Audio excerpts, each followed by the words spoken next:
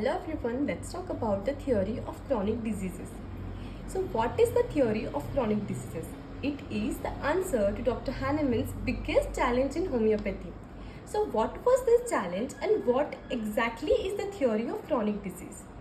So let's talk about how Dr. Hahnemann used to practice and what were the different difficulties that he faced during his practice, which finally led to the discovery of miasms, because theory of chronic disease is nothing but the introduction to miasms.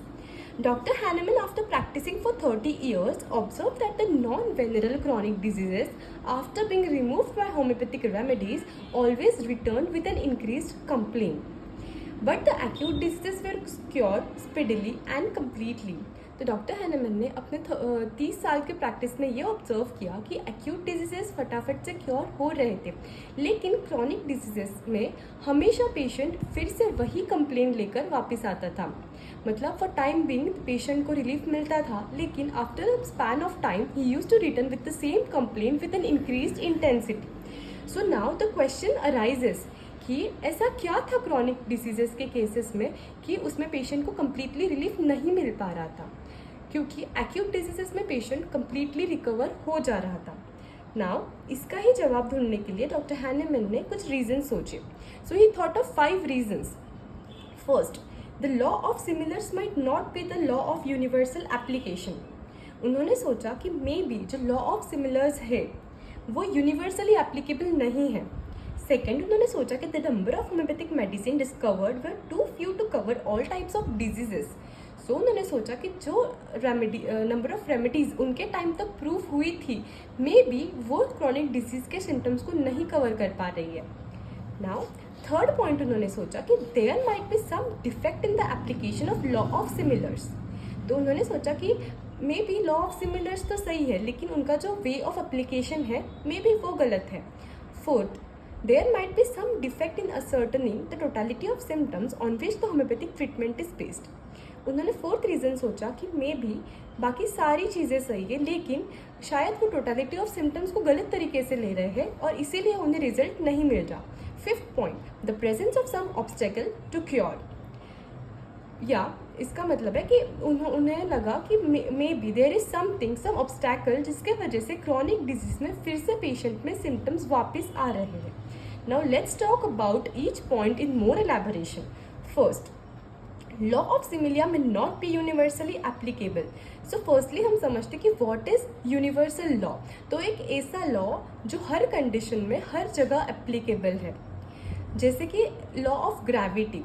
सो अगर हम एक example ले, 2 balls लेते, एक plastic का ball और एक stone, और हम दोनों को हवा में उछालेंगे तो दोनों भी ज़मीन पे वापस गिरेंगे. मतलब the law of gravity acts on both the objects equally. Similarly जो हमारा लॉ ऑफ सिमिलिया है, ये डॉक्टर हैनेमन को लगा कि ये यूनिवर्सली एक्सेप्टेबल लॉ नहीं है. Dr. Hahnemann dismissed this point on the ground that the law of similars is based on several observations and experiments and supported by inductive and deductive mode of reasoning. So Dr. Hahnemann ने ये point reject किया, ये बोलकर कि नहीं, law of similars ये universal law है, क्योंकि ये law सारे scientific validations के criteria में बैठता है. Secondly, ये observations and experiments पर based है. ये inductive and deductive mode of reasoning पर बेस्ड है. This law was followed by nature herself to bring about the cure of diseases. So it is a natural law of cure. Nature खुद ये law follow करता है, इसीलिए this law is universal. Second, inadequate homeopathic medicine proved to cover different type of diseases. Even the new additions of medicine increasing year by year did not advance the healing of chronic diseases, not even a single step. तो यहाँ doctor Hahnemann said कि जो medicines थे वो हर साल नए medicines add हो रहे थे, और जितनी मेडिसिन्स थे उतने सारे सिम्टम्स और ऐड होते जा रहे थे, बट फिर भी एक्यूट डिजीजेस में क्योर मिल रहा था और क्रॉनिक डिजीजेस में फिर भी रिकरेंसी दिख रही थी. तो उन्होंने ये पॉइंट को भी रिजेक्ट किया.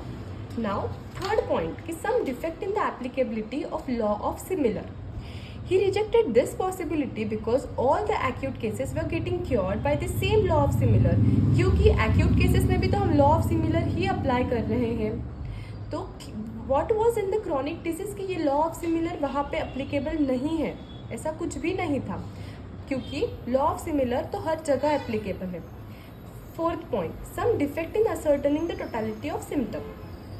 सो उन्होंने सोचा कि मे बी उनका टोटलिटी ऑफ सिम्टम लेने का तरीका गलत है, तो इसी पॉसिबिलिटी को रूल आउट करने के लिए he took the totality of symptom of all the cases in the greatest detail and with the greatest precision.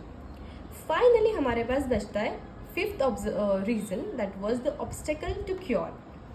सो ये ऑब्स्टेकल टू क्योर, उन्होंने इसका नाम दिया माइज्म.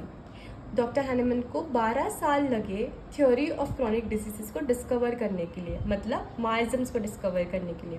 Now what basically is a miasm? उसका ओरिजिन होता है ग्रीक वर्ड से, जो है miasma. So the first miasm he named was psora. Now let's talk about miasm. The Greek word miasma, इससे ओरिजिन हुआ है miasm. What does miasm mean? First, polluting exhalations. Second, malarial poisons. Third, morphic emanations from putrescent organic matter. Fourth, effluvia arising from the bodies of those affected by certain diseases. Now how do we define miasm? So, the dynamic disease producing power which pollutes the human organism and becomes the sole producer of every possible disease is miasm. Now this was all about the theory of chronic disease and the introductions to miasm. In the upcoming videos, let's talk about the different miasms and their different manifestations. Thank you.